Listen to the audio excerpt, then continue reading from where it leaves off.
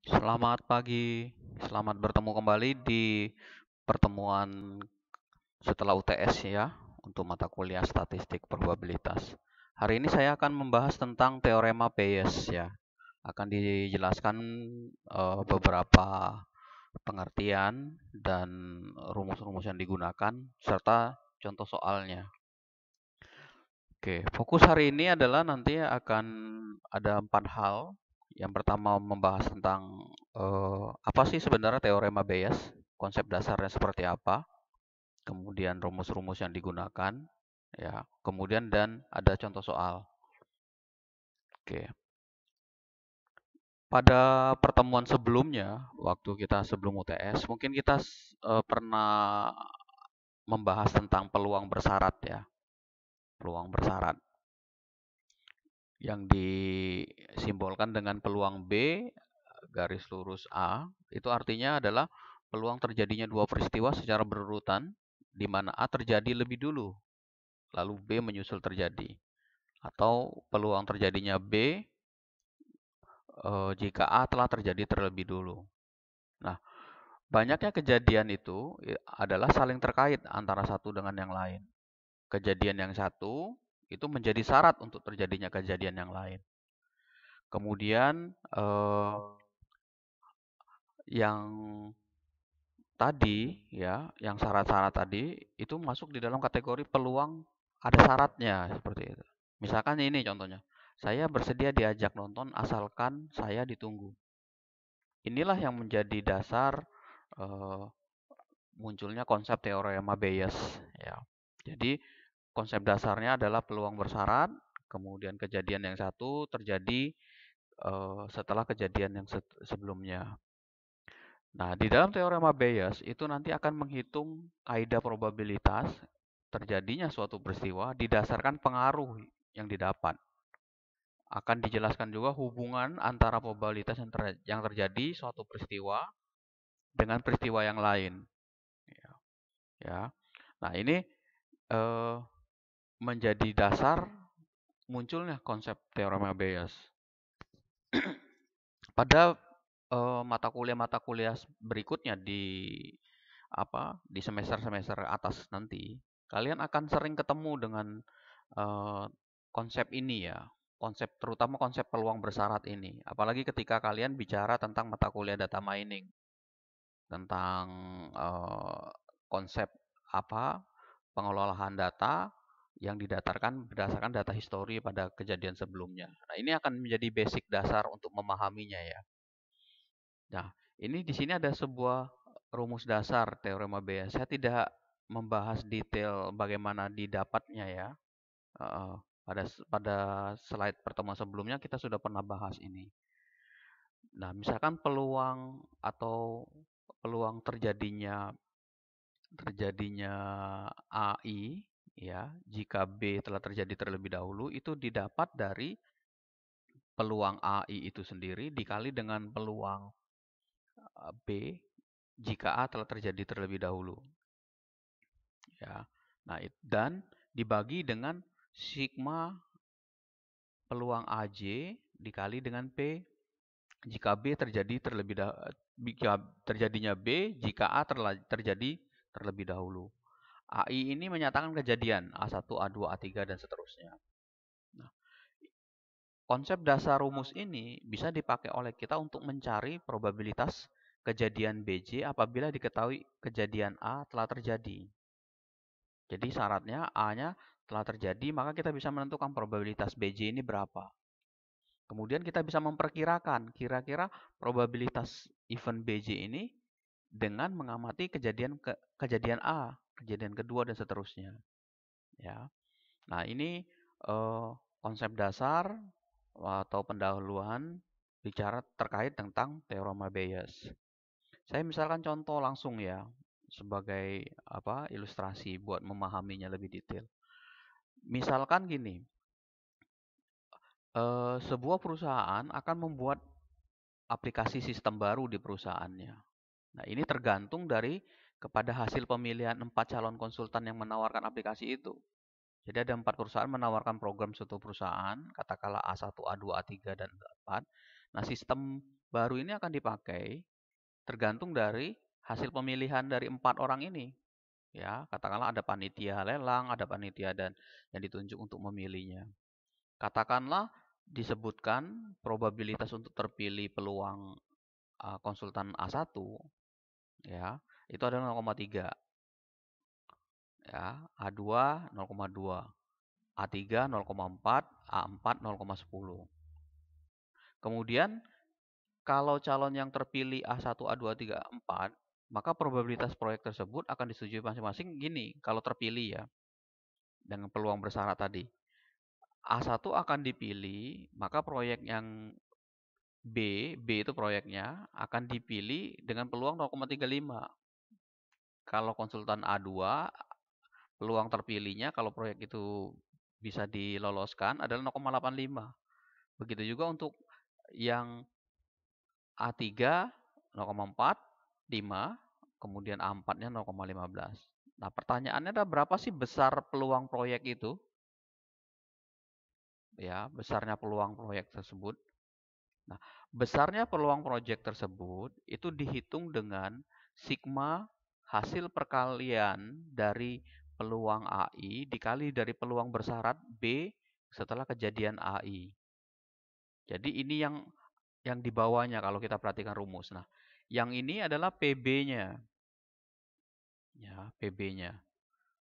PB-nya. Maka cara menghitungnya adalah kita kalikan antara PAI dengan PA1 dengan peluang bersyarat B jika A1 telah terjadi. Kita kalikan, kita jumlahkan karena aturannya kan ada aturan sigma, maka dijumlahkan, dikalikan, dijumlahkan. Dapat 0,47. Mohon dicek ulang ya, ini benar nggak perhitungannya angkanya. Nah, ini 0,47. Ya. Oke, ini PB. Nah, kemudian kalau ditanyakan usul proyek diterima, berapa probabilitas bahwa calon kedua yang terpilih? Nah, maka peluang calon kedua terpilih kalau proyek itu diluluskan itu adalah pembagian antara peluang A2 dikali dengan peluang B jika A2-nya terpilih dibagi dengan PB tadi. Ya, peluang A2 adalah 0,20 dikali 0,85. Kita kali dengan 0,47. Bagi dengan 0,47. Dapat 0,362. Artinya peluang orang kedua ini, ya peluang A2B ini, ya itu adalah 0,362. Jadi peluangnya ini. Nah, untuk yang lain bisa dipilih berapa. Ya, tingkat ininya. Coba kalau kita perhatikan, walaupun peluang ininya 0,85 lebih besar, tapi di sininya lebih kecil, ya. Dia nilainya cuma 36% kalau dipersentasekan untuk terpilih, ya. Calon kedua ini terpilih 36%. Nah, kalian bisa hitung untuk A1, A3, A4. Oke, ini soal pertama ya. Seperti itu. Nah, kalau ada pertanyaan silakan ditulis di kolom komentar nanti di Edmodo ataupun di video yang akan saya upload. Contoh kedua misalkan gini. Nah, informasi penambahan PDP ya COVID-19 dikirimkan melalui 4 media digital. Katakanlah bisa lewat website, kemudian medsos, Instagram misalkan ya, contohnya seperti itu. Atau televisi, disampaikan di televisi atau di radio. Dengan sebaran sebagai berikut. Misalkan RI-nya katakanlah 1-4 adalah kejadian di mana informasi terus dikirimkan melalui media ini. Probabilitas masing-masing event atau masing-masing kejadian adalah 0,1, 0,2, 0,3, 0,4. Jika diketahui ya bahwa probabilitas kejadiannya kesalahan pengiriman, katakanlah error, masing-masing adalah 10, 15, 20 dan 0,25. Ya. Suatu saat diketahui telah terjadinya kesalahan pengiriman. Nah, berapakah probabilitas bahwa kesalahan tersebut terjadi pada saluran kedua? Nah, dari soal ini kita bisa breakdown informasi awal bahwa kita peroleh probabilitas R1 0,1 yang ini tadi. R2, R3, R4. Kemudian yang ini probabilitas terjadi kesalahan melalui masing-masing media. Jadi bersyarat. Ya, probabilitas error ketika R1 terjadi, setelah R1 terjadi, itu adalah 0,10. Probabilitas error atau kesalahan ketika R2 terjadi, setelah R2 terjadi adalah 0,15. Kemudian begitu juga untuk probabilitas error muncul ketika R3 telah terjadi, ya, telah dijalankan. Begitu juga untuk yang 4. Nah, maka probabilitas pengiriman media kedua itu bisa kita hitung dengan rumus Bayes-nya R2E itu adalah probabilitas dari media yang kedua dikali dengan probabilitas kejadian E setelah R2 dibagi dengan probabilitas sigma probabilitas dari R2 tersebut. Ya, R probabilitas dari total dari probabilitas R. 0,2 probabilitas R2 dikali dengan probabilitas kejadian bersyarat dari R2 0,15 dibagi dengan perkalian antara 0,1 dengan 0,1. 0,1 dengan 0,1, 0,2 dengan 0,15, terus dapat hasilnya adalah 0,15 atau 15%. Ya, maka probabilitas kesalahan terjadi melalui saluran kedua itu didapat nilai 15%. Seperti itu. Oke, ini sama seperti contoh 1. Contoh 2 silakan ditulis di kolom komentar ya, kalau ada hal-hal yang mau ditanyakan. Nah, kalau kita buat dalam sebuah tabel yang soal kedua ini, maka ini adalah eventnya, kejadiannya. Ini probabilitas dari medianya tadi, 1 sampai 4. Ya. Nah, probabilitas kejadian E setelah RI, ini nilainya. Nah, yang di bawah rumus, ini adalah probabilitas E-nya, probabilitas errornya. Itu merupakan hasil pergalian dari probabilitas RI dikali dengan probabilitas kejadian E, ya, probabilitas E setelah kejadian RI. Jadi kalau R1, maka probabilitas kesalahan atau error setelah R1 terjadi. Itu adalah hasil perkalian dari probabilitas RI dikali dengan probabilitas bersyarat R1-nya. 0,1 dikali 0,10. Ya, 0,01. Nah, ini ditotalin semua, disum semua, itu 0,2 itu adalah probabilitas E-nya. Oke, probabilitas kesalahannya. Sedangkan probabilitas RIE, probabilitas kejadian R setelah E, itu didapat dengan membagi apa tadi? Perkaliannya tadi, ya, hasil perkaliannya ini tadi dibagi dengan total ini. Ya, 0,01 dibagi dengan 0,20. Dapat 0,05. 0,03 dibagi dengan 0,20. Dapat 0,15. Ya, begitu juga seterusnya yang R3. 0,06 dibagi 0,2. Terus seperti itu. Jadi kalau kita nanti ngitung dengan Excel, bisa seperti itu. Ya, bisa dilakukan dengan Excel. Jadi kalau misalkan nanti mau menggunakan Excel, ya, bisa seperti ini. Kita contohkan ya. Kalian bisa gunakan ini. Ini sekarang saya gunakan pakai data ini ya. Di sini I untuk mempermudah perhitungan 1, 2. Sampai 4 ya datanya. Oke. Kemudian probabilitas bisa pakai P gini ya, RI. Ya. Sini 0,1. Ini sesuai soal ya. 0,2, 0,3, 0,4 ya. Ini kalau kita sum, oke, 1. Kemudian 0,15. Ini probabilitas ERI. Oke. 0,10, 0,15, 0,20, 0,25. Oke. Nah, sedangkan ini untuk perhitungan probabilitasnya ini. Ya. Ini hasil perkalian dari probabilitas RI dikali dengan PERI. Oke. Nah, ini adalah hasil kali ini ya. Ini kita kali dengan ini. Ya, 0,01. Ini tinggal kita copy. Oke, sumnya juga kita copy sini. 0,20 ya. Oke, sama. Sedangkan ini probabilitas E-nya, probabilitas PRI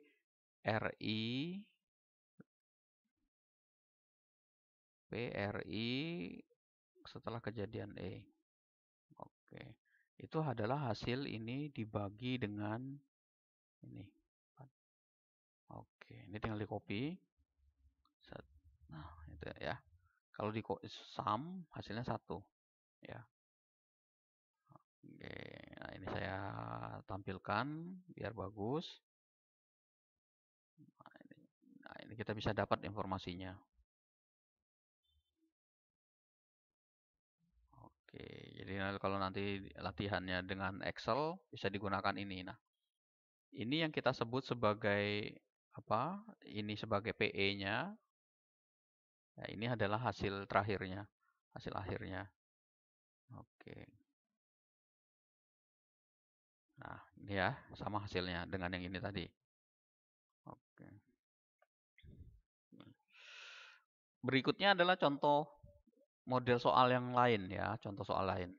Antara perokok dan penyakit jantung. Berdasarkan survei, 7% dari populasi itu menderita penyakit jantung. Katakanlah gitu ya, survei ini ya. 7%-nya adalah dari populasi tersebut adalah menderita penyakit jantung. Nah, dari penderita yang penyakit jantung tadi, 7% dari 7% tadi, 90%-nya adalah perokok.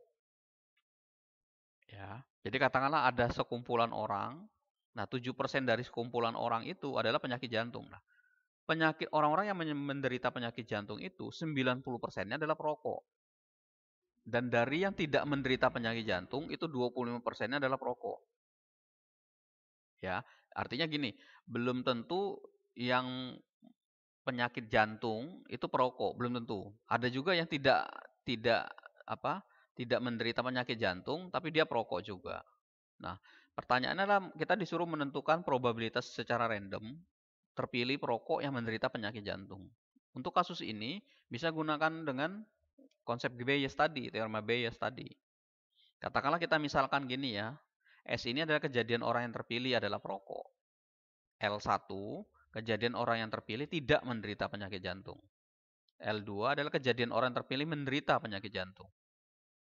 Nah, dari dua kejadian ini, ya L1 dan L2, kalau kita berdasarkan soal ini menentukan berapa sih probabilitas L1? L1 ini adalah kejadian orang yang terpilih tidak menderita penyakit jantung.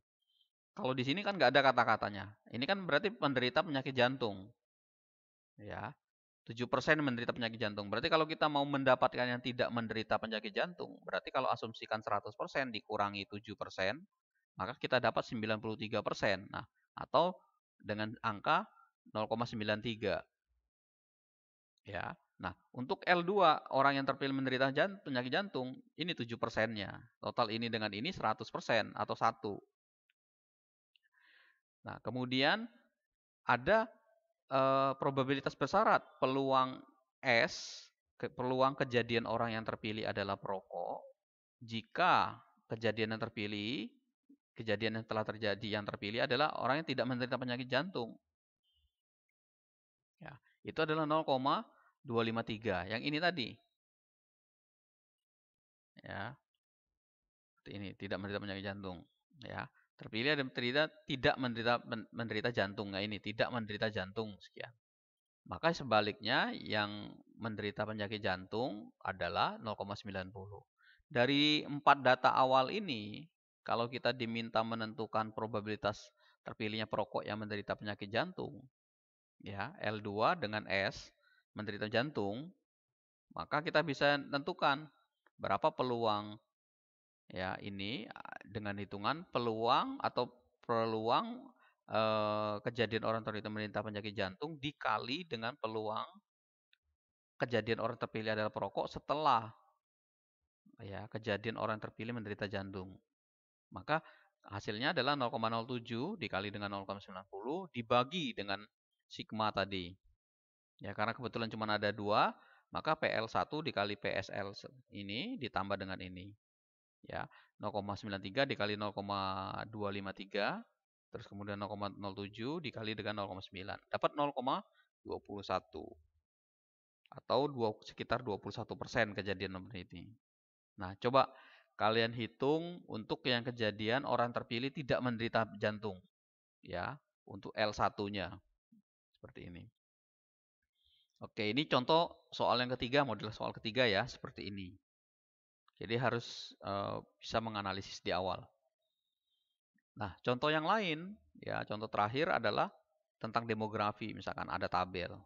Berdasarkan sensus penduduk, didapat presentasi orang tua, katakanlah 65 tahun ke atas, kita asumsikan seperti itu, di sebuah tempat atau di sebuah daerah, yang sebelah utara, sebelah tengah, selatan, dan barat, itu diperoleh persentasenya adalah 19%.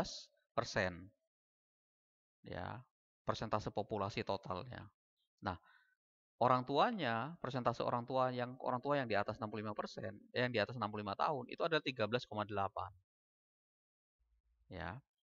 Kemudian persentase yang di wilayah tengah, 23, itu 13%-nya adalah orang tua. Begitu juga untuk daerah selatan dan barat. Nah, pertanyaannya, misalkan 19% penduduk tinggal di utara yang ini, dan 13,8 penduduk yang tinggal di utara adalah orang tua, maka berapa persentase orang tua terpilih adalah penduduk utara? Berapa persentase orang tua terpilih penduduk selatan? Ya, kita diminta menentukan berapa sih kira-kira yang terpilih penduduk utara, ya, dengan data sensusnya seperti ini. Sama seperti soal sebelumnya, kejadiannya kita bilangkan S sampelnya, R1 kejadian di wilayah utara, R2 di wilayah tengah, R3 di wilayah selatan.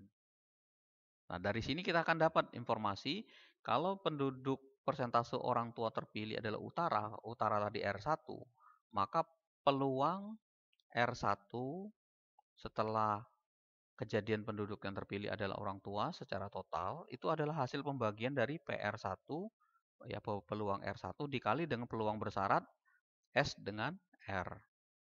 Ya, kita hitung 0,19 dikali dengan 0,138 dibagi dengan perkalian antara ini. 23 kali 11. 355 dikali dengan 12. Ini dikali ini. Seperti itu. Dapat 0,207. Ya. Oke. Ini untuk yang wilayah utara. Nah, untuk yang wilayah selatan silakan dikerjakan oleh kalian, ya. Ya, silakan dikerjakan sebagai latihan di rumah. Kalau ada hal-hal yang mau ditanyakan, silakan disampaikan di Edmodo, kolom komentar, atau di video yang akan saya sharing. Oke, sampai sini ya hasil pembahasan slide-nya. Kelasnya akan saya buka sampai 1 minggu ke depan. Jika ada hal yang mau ditanyakan, silakan. Oke, terima kasih sampai di sini. Semoga kita tetap sehat dan selalu menjaga kesehatan. Terima kasih, selamat pagi.